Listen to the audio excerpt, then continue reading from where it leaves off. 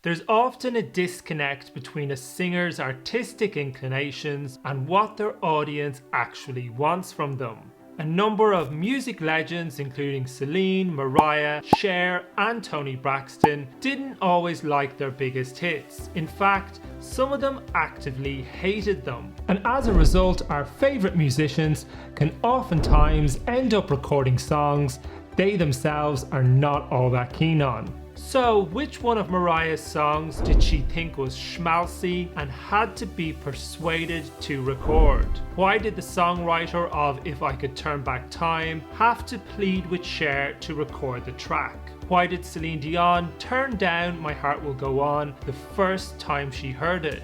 And what were Toni Braxton's reasons for hating her biggest hit, Unbreak My Heart? So many questions, let's find out. Mariah Carey might be one of the greatest singers that's ever lived, sold a gazillion records, and wrote one of the biggest songs of all time, That's All I Want for Christmas, in case you didn't already know. But that doesn't mean she always gets it right when it comes to choosing hits. The international superstar co-wrote one of her biggest hits, Hero, in '92, whilst working on her third studio album, Music Box. The track was originally intended to be sung by Gloria Estefan and used as a theme song for the movie of the same name. But when a record company recognized its huge hit potential, they immediately wanted Mariah to keep it for herself. But Mimi was none too enthused at the prospect of singing the now classic ballad. In her 2020 autobiography, the music icon wrote about why she had reservations about recording the song herself. Hero was created for a mainstream movie to be sung by a singer with a very different style and range than my own. Honestly though, I felt the message and the melody were fairly generic. I also thought it fit the bill. We recorded a rough demo which I found a bit schmaltzy. When the head of her label at the time and her ex-husband Tommy Mottola first heard the track, he rightly predicted Mimi had just written a future classic. In his autobiography Hitmaker, The Man and His Music, Mottola spoke about the diva's reaction when he suggested she keep the song for herself. The smile drained away from Mariah's face. I'm writing this song for someone else. I can't sing a song like this. It's too white bread. It's just not me. The reaction at her record company was also overwhelmingly positive, but Mariah still had misgivings. So Tommy encouraged her to put her mark on the song with her vocals. Mariah writes in her autobiography that when she recorded a Thanksgiving special for the Music Box album and saw firsthand the impact of the ballad on her fans, she finally embraced it. Whatever cynicism I had about that song was gone after that night, she writes in her autobiography. A similar sentiment was shared in Mottola's book. I really don't think she got it until Hero became a hit in every country of the world. She was just a kid when she wrote that song, but she probably didn't get it until she turned into an adult. Of course, Hero went on to become a mega hit, her 8th #1 in America, and was one of the main reasons its parent album, 93's Music Box, went on to sell almost 30 million copies, making it one of the biggest selling albums ever. The song has become a staple on talent shows over the years, and after All I Want for Christmas, Hero is arguably the song people most closely associate with Mariah. Cher might have been making music since dinosaurs roamed the earth, but all her recording experience didn't help her spot the enormous potential of her 80s classic If I Could Turn Back Time. The track was of course written by legendary hitmaker Diane Warren, who always had Cher in mind to sing it. But the global star just wasn't interested. In fact, she rejected it multiple times. Speaking to Entertainment Weekly in 2021, Diane talked about the extreme measures she had to resort to get the icon to record the song. I went to the studio and she was actually doing another song of mine, and I go, throw that other song out. Throw out any other song you were thinking of doing, because the only one that matters is this one. Cher said, I hate it. I hate this song. I'm not doing it. And I'm like, you have to try it. So I literally got on my knees, held her leg down, and I go, I'm not going to let go of your leg until you say you're going to try it. And I go, look, I'll pay for it. If you don't like it, you have nothing to lose. She goes, okay. And I paid for it and I got my money back, because as soon as she started singing it, she's like, yeah, you were right. This version of events is corroborated by the great lady herself, who in an interview with the Biography channel said that she turned the song down about 50 times. If I Could Turn Back Time became one of Cher's most iconic songs, and unsurprisingly, with an anthemic chorus like that, it still very much lives on today, over 30 years after its release. A film and TV go-to, a mainstay in karaoke bars, and a guaranteed crowd pleaser at Cher's concerts. Even if Rolling Stone doesn't think so, Celine Dion is considered by most sane people to be one of the greatest singers of all time. But despite being blessed with vocal superpowers, her hit selecting radar doesn't seem to be as well developed. After all, who could possibly miss the huge potential of epic warbler My Heart Will Go On? Well, our Celine did. On Watch What Happens Live in 2019, Celine had this to say about the legendary track.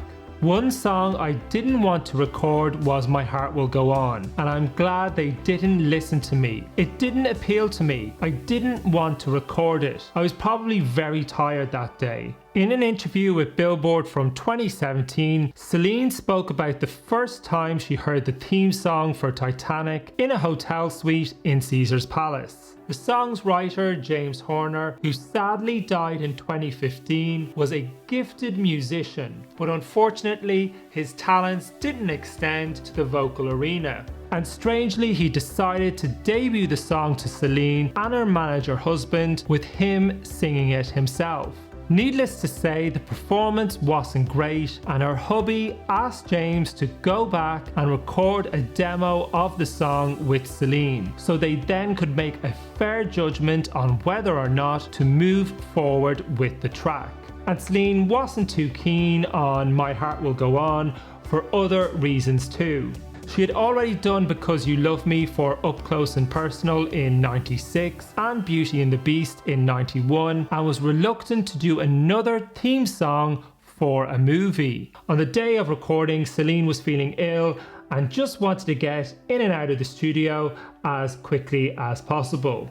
In the interview with Billboard, Celine recalled how she felt, saying, I thought, sing the song, then get the heck out of there. But the superstar's incredible performance in the booth that day and the positive reaction from those present changed her mind about the song. Needless to say, Titanic became one of the biggest movies ever, and My Heart Will Go On also achieved similar levels of stratospheric success. At the 99 Grammys, it won 4 awards, including 2 of the most prestigious prizes of the night: Record of the Year and Song of the Year.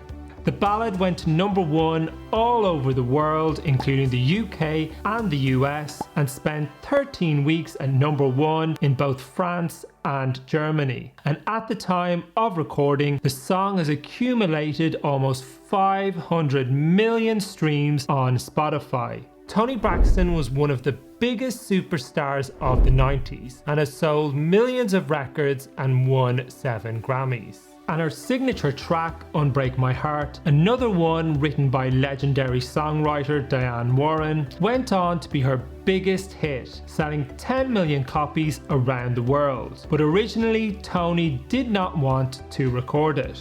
In her 2014 autobiography named after the song, Toni had this to say about her initial impressions of Unbreak My Heart. The legendary hitmaker Diane Warren offered me another song I wasn't feeling. I thought it sounded too Disney. She also offered it to Celine Dion, who turned it down. But LA and Clive thought it was perfect for me. Trust me, LA said, you should take it. It will end up one of the biggest songs of your career. That's how I ended up with a little song you might have heard of called Unbreak My Heart. In an interview with the New York Post from 2016, Toni also said she was looking for younger and sexier material at the time, as she was only 25 then, and the tear-jerking ballad felt a little too adult contemporary for her. But the R&B superstar also admitted that her record company were right and that the song has been the biggest thing in my career. In a documentary about her life entitled Songbook, Diane Warren had this to say about the situation. Toni